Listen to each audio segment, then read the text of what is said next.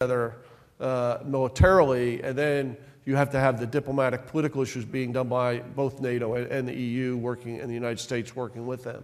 And I think all of those are going to be important as we move forward here, and we have to consider all that. Because what's a little concerning, I'm sure to you as well, is the disagreements. There's always been disagreements among NATO allies.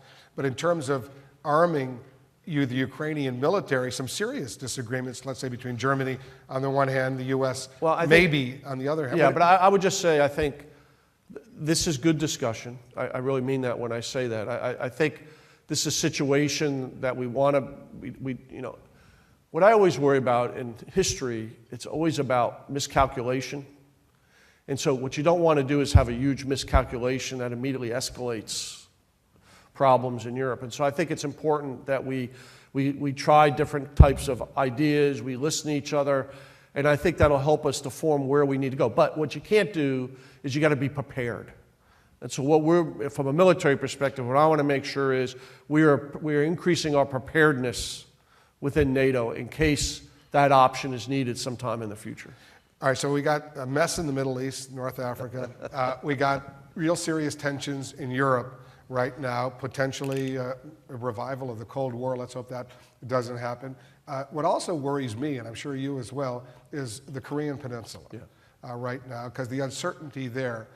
People forget, the U.S. still has, almost 30,000 troops along the demilitarized zone between North and South Korea. And I noticed the other day, a Johns Hopkins analyst, Joel Witt, I went to Johns Hopkins, so I full disclosure, he pointed out that by 2020, North Korea could have, in his estimate, between 20 and 100 nuclear bombs. He believes they already have 10 to 16. Is that true? I have not seen that, so I'm not good. I would not verify that. But here's what I would say is the thing we watch is the ballistic missile threat, because that's what gives you capability, if they ever happen to have the capability to have nuclear weapons, is their ability to deliver those. And so I think what you're seeing is you can see provocation from North Korea trying to show that they might have some capability.